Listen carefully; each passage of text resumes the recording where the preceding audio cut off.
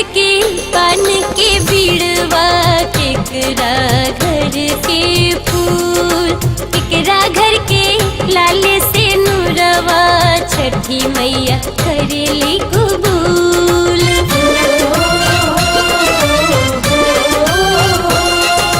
केकरा घर के पान के बीड़वा, केकरा घर के फूल, केकरा घर के लाली से नूरवा, छठी मैया करेली कबूल।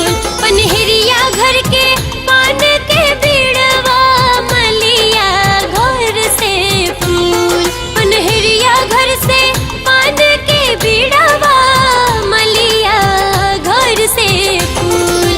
केसरिया घर के लाल से नूरवा, छठी मैया करेली